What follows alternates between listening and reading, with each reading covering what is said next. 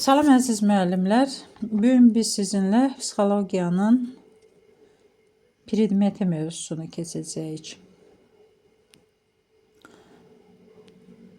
Hər bir elmin predmeti vardır və hər bir elmin predmeti özünə məxsus hadisələr təşkil edir. Bu hadisələrdən bəziləri olduqca mürəkkəb, çətin dərk olunan hadisələrdir. Psixologiya elminin də predmetini təşkil edən hadisələr də özünün mürəkkəbliyi, çətin dərk olunması ilə fərqlənir. Həmin hadisələr hələ qədim zamanlardan insanların diqqətini cəlb etmiş, bu səbəbdən müxtəlif fikirlərin, görüşlərin meydana gəlməsinə səbəb olmuşdur. Psixologiyanın öyrəndiyi bu hadisələr psixi hadisələr adlanır. Psixi hadisələrin təsnifi, onun strukturu müxtəlif mövqelərdən şərh olunmuşdur. Bu sahədə daha çox diqqəti cəlb edən psixi hadisələrin 3 qrupa ayrılması ilə bağlı olan fikirlərdir. Psixi hadisələr 3 qrupa ayrılır. Psixi proseslər, psixi hallar, psixi xassələr. Bir də təkrar edirəm, psixi hadisələr 3 qrupa bölünür. Birinci psixi proseslər, ikinci psixi hallar, üçüncü psixi xassələrdir. Psixi proseslər özləri də idraki proseslər, emosional proseslər, iradi proseslərə ayrılır. Psixi proseslər insanın davranışının ilkin tənzimləyicisi kimi meydana çıxır. Psixi proseslərə duyğu, qavrayış, hafizə, diqqət, təfəkkür, təxəyyül, hisslər və iradəni daxil edirlər. Psixi proseslərin müvafiq başlanğıcı, gedişi, sonu vardır. Məhz buna görə də psixologiya psixi proses termininin psixi faktik prosiallığını nəzərə çatdırmağını qeyd edirlər. Psixi proseslər dedik neçə qrupa ayrılır? 3 qrupa ayrılır. Hansılar oldu? Mənimlə təkrar edək. İdraki proseslər, emosional proseslər, iradi proseslər. İdraki proseslərə nələr daxildir? Duyğular, qavrayış, hafizə, təfəkkür, təxəyyül, nitq, diqqət. Bu idraki proseslərə aiddir. Emosional proseslərə nələrə aiddir? Sevinc, kədər, kin, məhəbbət, nifrət. İradi proseslərə nələrə aiddir? Qərar qəbul etmək, çətinlikləri aradan qaldırmaq, motivlərlə mübarizə, motivlərin mübarizəsi, davranışın idarə edilməsi. Psixi xassələr və psixi xassələrə nələr aiddir? Şəxsiyyətin istiqaməti, temperament, xarakter, qabiliyyətlər. Psixi hallara nələr aiddir? Dirçəliş, məyusluq, qorxu, ümidsizlik, ruhdan düşmə, gümrahlıq, günahkarlıq və s. Bunlar isə psixi hallardır. İdraki prosesləri gerçəkliyi dərk etmək, gerçək aləm haqqında məlumatların qavranılması və işlənilməsi ilə bağlı olan psixi prosesdir. Bunlara dedik nələr daxildir? Duyğular, qavrayış, hafizə, diqqət, nitq, təfəkkür, təxəyyül. Emosional proses nədir? Emosional proseslərə insanların gerçəkliyə münasibəti ilə bağlı olan hisslər daxildir. Gerçək aləmdə baş verən hər hansı bir hadisə insanda müsbət mənfi emosiya yarada bilər ki, bu da onun fəaliyyətinə müvafiq təsir göstərir. İnsanın həyat və fəaliyyətində iradi proseslərin də rolu az deyil. İradi proses özünün insanın qərar qəbulu, çətinlikləri aradan qaldırmaq, öz davranışını idarə etmək şəraitində aydın şəkildə göstərir. Psixi hallara gəldikdə, onlar bütövlükdə insanın psixi vəziyyətini xarakteriz edir. Onlar da psixi proseslər kimi özlərinin dinamikliyini, istiqamətinə, nisbi davamlılığına, intensivliyinə görə fərqlənirlər. Bununla yanaşı onlar deməli, psixi hallar psixi proseslərin gedişinə, nəticələrinə təsir göstərə, fəaliyyəti gücləndirə və ya ləngidə bilər. Psixi hallarda dirçəliş, məyusluq, qorxu, ümidsizlik, ruhdan düşmə, gümrahlığı aid etmək olar. Psixi hadisələrin üçüncü qrupuna şəxsiyyətin psixi xassələrinə aid edirlər. Şəxsiyyətin psixi xassələri özlərinin yüksək davamlılığı ilə, sabitliliyi ilə fərqlənir. Psixi xassələrə şəxsiyyətin istiqaməti, temperament, xarakter, qabiliyyətləri aid edirlər. Psixoloqlar belə qənaətə gəlmişlər ki, bu xassələrin inkişaf səviyyəsi, eləcə də psixi proseslərin inkişaf səviyyəsi və psixi halların üstünlüyü insanın təkrar olunmazlığını, fərdiliyyətini təmin edir. Və bütün bunları qeyd olunanları nəzərə alıb, psixologiyaya bir elm kimi belə tərif verə bilərik. Psixologiya obyektiv gerçəliyin beyində əks olunmasından ibarət psixi hadisələr, onların yaranma, inkişaf qanunları haqqında elmdir. Psixologiya necə tərif verə bilərik? Bir də mənimlə təkrar edək. Psixologiya obyektiv gerçəkliyin beyində əks olunmasından ibarət psixi hadisələr, onların yaranma və inkişaf qanunları haqqında elmdir. Psixologiya elminin elmlər sistemində yeri və sahələri. Müasir elmlər sistemi və psixologiya. Elmlər sisteminin təsnifatını Kedrov vermişdi.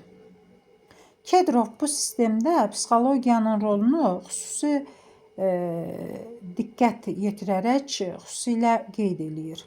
Onun elmlər üçbucağında bunu göstərir və aydınlaşdırır. Kedrova görə psixologiya bir tərəfdən fəlsəfə elmini, digər tərəfdən təbiət elmləri, üçüncü tərəfdən humanitar elmlər içərisində aralıq mövqe tutur. Psixologiya cəmiyyətin tarixi və mədəniyyəti ilə sıx bağlı bir elmdir. İnsandan ali psixi funksiyaların inkişafında sivilizasiyanın əsasən tarixi nailiyyəti olan əmək alətləri, işarə sistemi həlledici rol oynamışdır. İnsan psixikası və davranışı onun təbii və sosial mövcudluğu haqqında biliklər olmadan başa düşmək mümkün deyildir. Ona görə də psixologiyanın öyrənilməsi insan biologiyası, onun ali sinir sisteminin quruluşu və fəaliyyəti haqqında biliklərə yiyələnməyi tələb edir. Psixi hadisələr və mərkəzi sinir sisteminin fəaliyyəti arasındakı əlaqə haqqında biliklər ali sinir sisteminin fəaliyyətinin fiziologiyasında öz konkret əksini tapmışdır. Psixologiyanın təbii elmi sahəli əsaslarından danışarkən məhz ali sinir fəaliyyətinin qanunlarına istinad edilir. İnsan psixikasının dərindən öyrənilməsinə, onun başa düşülməsinə sosiologiyanın əsasları haqqında biliklər də imkan yaradır. Bunu sosial psixologiyanın sürətlə inkişafı bir daha təsdiq edir. Məhz müasir dövrdə sosial psixologiya insan münasibətlərinin bütün sahələrinə nüfuz etməklə insanın sosial bələdləşmə davranışının psixi xassələrə necə yiyələnməsini aydınlaşdırmağa imkan verir. Psixologiya fəlsəfə elmi ilə ciddi qohumluq əlaqəsinə malikdir. Bu təsadüfi deyil. Məlum olduğu kimi psixologiya müstəqil bir elm kimi fəaliyyət göstərən fəlsəfənin daxilində formalaşmağa başlamışdı.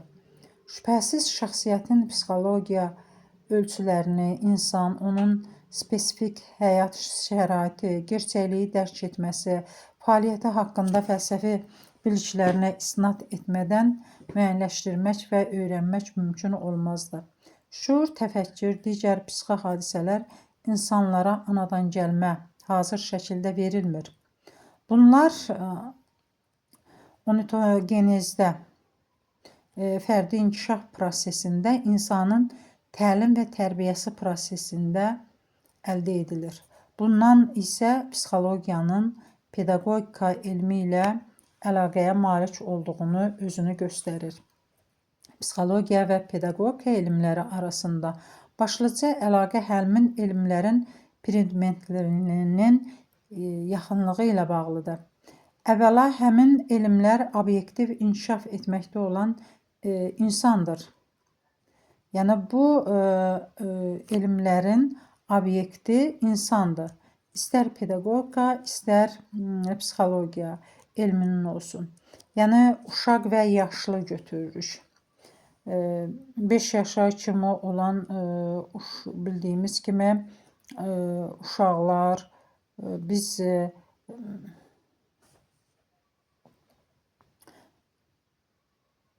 təbii psixologiya və pedaqogika elminin mühüm qarşılıqlı əlaqəsini göstərən amillərdən biri də onların tədqiqat üslublarında eynidir. Yəni bunların tədqiqat üslubudur. Pedaqogikanın da, psixologiyanın da tədqiqat üslubları eynidir. Bir çox elmi psixologiya axtarışlar pedaqoji problemlərin həlli üçün vasitə rolunu oynaya bilər. Bir elmi fən kimi pedaqogika pedaqoji faktları izahı, şərhi, sistemləşdirilməsi üçün psixoloji biliklərdən istifadə olunur. Pedaqoji fəaliyyət nəticələri psixoloji diaqnostikanın köməyi ilə aşkara çıxarılır. Bunlarla yanaşı olaraq müasir psixologiya elmi öz qarşısında duran ümumi və xüsusi vəzifələri həyata keçirərkən pedaqogika ilə yaxın təmasda fəaliyyət göstərir. Pedaqogika elminin əldə etdiyi nəticələrə istinad edir. Müasir dövrdə psixologiya və dilçilik arasında da sıx əlaqə vardır. Bunun aydın təzahürünü psixolingvistikanın meydana gəlməsində götürürük. Psixolingvistika nitq davranışı psixoloq və lingvistlərin kompleks şəkildə öyrənmələrini nəzərdə tutan elmi sahədir. Lingvistika nitqin psixologiyası ilə müqayisədə psixolingvistika özünün müstəqil tədqiqat predmetinə malikdir. Psixolingvistikanın daha çox psixologiya özününki hesab edir. Doğrudur, psixologiyada hələ çoxdan mövcud olan sahə nitqin psixologiyası sahəsi vardı. Nitq psixologiyasının predmeti psixolingvistikanın obyekti və fənnin bir-biri ilə qarışdırırlar. Obyekti və predmeti ilə üst-üstə düşür. Ona görə də çox vaxt bu iki fənni bir-biri ilə qarışdırırlar. Bu cür eyniləşdirməyə əsas olsa da, hər halda bu iki termini bir-birindən fərqləndirən cəhətlər mövcuddur. Onların fərqi başlıca olaraq öyrənmə predmetində özünü göstərir. Psixologiya nitqin yaranması, anlaşılması, formalaşmasının gedişi zamanı öz diqqətini daha çox şuurun psixi funksiyalarının xüsusiyyətlərinə yönəldirsə, psixolingvistika isə bunlarla yanaşı bu funksiyaların insanların nitq fəaliyyətinə, nitq davranışında ifadə vasitələrini verbal, qeyri-verbal da nəzərə almasına çalışır. Psixolingvistikanın olduğu bu elm, psixolingvistika elmi gənc elmdir. O təxminən 20-ci əsrin 50-ci illərinin sonu, 60-cı illərin əvvəllərində meydana gəlmişdi. Sovet psixolingvistika məktəbinin atası Leontyev olmuşdu. Elm sahəsində həmişə genişlənmə olur və bu genişlənmə sahəsində psixolingvistikanın müxtəlif sahələri meydana gəlmişdi. Bunlardan ümumi psixolingvistika, xüsusi psixolingvistika, sosial psixolingvistika, yaş psixolingvistikanı göstərmək olar. Psixologiya elminin əsas sahələri. Amma gəlin bir də müəyyənləşdirək. Deyək ki, hansı elmlərlə əlaqə oldu? Dedik ki, fəlsəfə elmi ilə əlaqəsi oldu. Pedaqogika elmi ilə əlaqəsi oldu. Psixolingvistika elmi ilə əlaqəsi oldu. Psixologiya çoxsahəli bir elmdir. Müasir dövrdə psixologiya elminin nisbətən müstəqil şəkildə inkişaf edən müxtəlif sahələri vardır. Məhz buna görə də psixologiya elmi deyil, psixologiya elmləri terminindən istifadə edilməsi daha çox yerinə düşər. Belə ki, hər 4-5 ildən bir psixologiya elminin yeni bir sahələri yaranmasına şahid oluruq. Psixologiyanın çoxsaylı sahələrini təsnif etmək üçün müxtəlif prinsiplərdən istifadə olunur. Hər şeydən əvvəl psixologiya fənləri fundamental və tətbiqi ümumi xüsusi olmaqla təsnif etmək mümkündür. Psixologiya elminin fundamental və ya baza sahələri psixologiyanın və insanların davranışını kimliyindən və hansı fəaliyyət sahəsində çalışmasından asılı olmayaraq hamının başa düşəcəyi şəkildə şərh etməyə yönəldilmiş sahələrdir. Psixologiyanın bu sahələri psixologiya və insan davranışı ilə maraqlanan adamların hamısı üçün eyni zəruri məlumatlar çatdırır. Bu cür universallığından asılı olaraq psixologiyanın həmin sahələri ümumi psixologiya adı altında işlədirlər. Psixologiyanın tətbiqi sahələrinə gəldikdə, bura onun bilavasitə təcrübəyə tətbiq olunan sahələrini aid edirlər. Psixologiyanın ümumi sahələri istisnasız olaraq bütün elmi istiqamətlər üçün eyni dərəcədə əhəmiyyətli inkişaf problemlərini qarşısına qoyur və həll edir. Psixologiyanın xüsusi sahələrinə gəldikdə isə, o öz qarşısına hər hansı bir və ya bir neçə qrup hadisələri öyrənmək məqsədlərini qoyur. Müasir psixologiya fənləri təsnif etmək üçün mövcud ədəbiyyatda aşağıdakı 3 prinsipdən də istifadə olunur. Konkret fəaliyyət sahələrinə görə psixologiya, inkişaf psixoloji aspektlərinə görə, insanın cəmiyyətə münasibətinə görə. Deməli, müasir psixologiya fənlərini təsnif etmək üçün mövcud 3 prinsipdən istifadə olunur ki, bu prinsiplər hansılar oldu?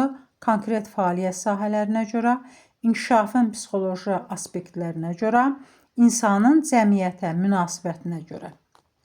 Həmin sahələrin hamısını əhatə etmək mümkün olmadığına görə, burada onlardan bilavasitə təhsillə bağlı olanlarını nəzərdən keçirəcəyik. Psixologiya elminin ən fundamental sahəsi ümumi psixologiya təşkil edir. Ümumi psixologiya fundamental psixologiya biliklərini özündə cəmləşdirir.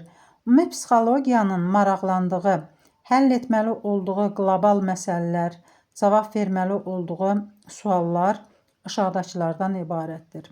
Psixika nədir? Onun strukturu, funksiyaları nədən ibarətdir? Psixika filogenezində, antigenezində hansı qanuna uyğunluqlara malikdir? Psixikanın hansı inkişaf səviyyələri var?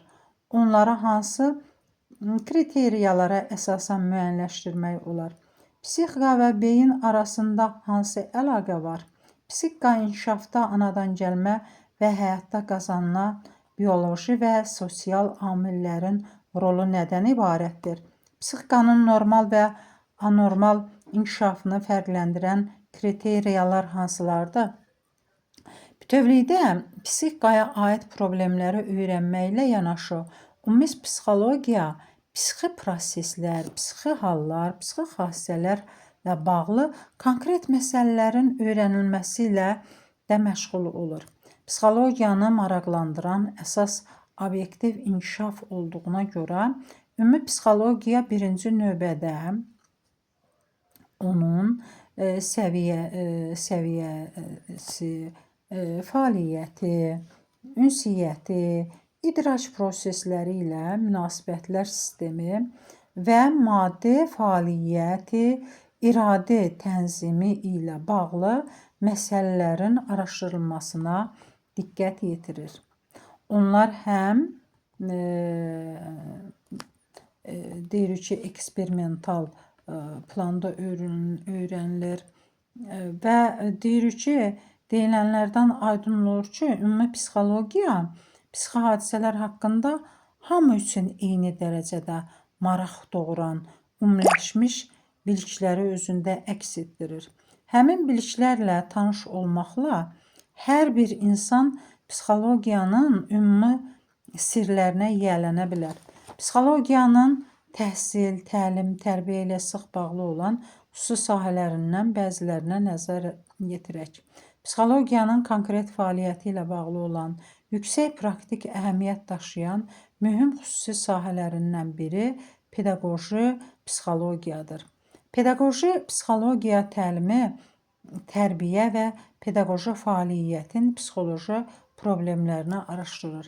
Pedaqoji psixologiyanın həll etməli olduğu ən mühüm problemlər uşaqların həyatının hər bir sinestetiv dövrünü aşkara çıxarmaq, həmin dövrdə onların inkişafı üçün lazım olan bütün imkanları müəyyənləşdirməkdən, təlim və inkişafın qarşılıqlı əlaqəsini aşkara çıxarmaqdan, təlim və tərbiyənin ümumi və yaşla bağlı olan cəhətlərini, əlaqəsini aşkara çıxarmaqdan, təlim və tərbiyənin səmərəliliyini təmin edən psixoloji qanunauyğunluqlarını araşdırmaqdan ibarətdir. Psixologiya elminin pedaqoji psixologiya ilə sıx əlaqəsi vardır. Yaş psixologiyası deməli bu psixologiyanın mühüm bir sahəsidir. Yaş psixologiyası. Yaş psixologiyası insanda anadan olandan ömrünün axırına qədər psixi inkişafın dinamikasını, qanunauyğunluqlarını, şəxsiyyətin psixi prosesləri və xassələri, ontogenezini, inkişafı xüsusiyyətlərini öyrənir. Yaş psixologiyasının uşaq psixologiyası, yeniyetmələrin psixologiyası, gənclərin psixologiyası, yetkin yaşın psixologiyası, qocalıq yaşının psixologiyası, uzun ömürlülük psixologiyası, buna deməli Horon-Topsiya psixologiyada deyilir. Bu bölmələri vardır. Psixologiyanın xüsusi sahələrindən də biri diferensial psixologiyadır. Diferensial psixologiya, psixologiya elminin insanların fərdi psixoloji davranışlarının fərqlərini öyrənən, şərh və izah edən sahəsidir. Diferensial psixologiya termini ilk dəfə 1900-cü ildə Stern tərəfindən irəli sürülmüşdür. Diferensial psixologiyanın əsas metodu testlər olmuşdur. İlk dövrlər bu testlər fərdi testlər olmuş, sonra qrup testləri meydana gəlmiş, daha sonra isə proyektiv testlər yaranmış və onlardan istifadə olunmuşdur. Psixologiyanın xüsusi sahələrinə genetik psixologiyanı da aid etmək olar. Genetik psixologiya psixika və davranışın insana irsən keçən mexanizmini, onların genotiplərdən asılılığını öyrənir. Yaş psixologiyası, diferensial və genetik psixologiya birlikdə uşağın psixi inkişafının qanunlarını başa düşmək üçün elmi əsas təşkil edir. Müasir dövrdə psixologiyanın diqqəti daha çox cəlb edən sahələrindən biri sosial psixologiyadır. Sosial psixologiya birgə fəaliyyət, ünsiyyət prosesində müəyyən sosial qrupda şəxsiyyətlər arası münasibətlər sistemini, həmin münasibətlər sisteminin bütünlüklə qrupun, eləcə də ayrı-ayrı fərdin psixologiyasında inkişafını öyrənən elm sahəsidir. Bu cür biliklər tərbiyənin psixoloji cəhətdən düzgün təşkili üçün zəruridir. Psixologiyanın mühüm sahələrindən biri olan hüquq psixologiyası insan tərəfindən hüquq normaları, davranış qaydalarının öyrənilməsini nəzərdən keçirir, hüquq sisteminin reallaşması ilə bağlı olan psixologiya məsələlərini aydınlaşdırır. onun məhkəmə psixologiyası, kriminal psixologiya, islah əmək psixologiyası bölmələri vardı. Müasir psixologiyanın özünün xüsusi yer tutmuş sahələrindən biri kimi tibbi psixologiyanı da qeyd etmək olar. Tibbi psixologiyası həkimin fəaliyyətinin və xəstənin davranışının, onun gigiyena, profilaktika, diaqnostika, müalicə, ekspertiza, reabilitasiyasının psixoloji aspektlərini öyrənir. Tibbi psixologiyası özünə klinik psixologiya, patopsixologiya, neyropsixologiya, somatopsixologiya, ümumi tibb psixologiyası, psixiatriya, psixoprofilaktika və psixogigiyena, psixokorreksiya və s. bölmələrini daxil edir. Psixologiya eləcə də psixoterapiya, psixikasında və davranışında qüsurları olan adamlarla işin aparılmasına xidmət edir. Psixologiyanın bu sahələrinin başlıca vəzifəsi mövcud psixi pozğunluğun səbəblərini və onun aradan qaldırmaq yollarını öyrənir. Müasir psixologiya elminin yeni sahələrindən biri olan psixolingvistikaya gəldikdə o insanların psixi xassə, proses, hadisələrin inkişaf xüsusiyyətləri haqqında elmi cəhətdən yoxlanılmış və onlar haqqında əsaslı məlumat əldə etməyə imkan verər metodların köməyi ilə qiymətləndirilməsinin nəzəriyyəsi və praktikası ilə məşğul olur. Yekunda qeyd etmək lazımdır ki, biz burada müasir psixologiya elminin yalnız bir qismi ilə qısaca tanış oluruq. Psixologiya elminin idman psixologiyası, əmək psixologiyası, incəsənət psixologiyası, kosmik psixologiya, menecment psixologiyası, eksperimental psixologiya, etnik psixologiya və s. sahələrinin də özünə məxsus predmet və vəzifələri vardı. Şübhəsiz onların hamısı barədə burada geniş məlumat vermək vəsaitin imkanları kənarındadır. Biz burada ümumi psixologiya haqqında məlumat verib və öyrənəcəyik.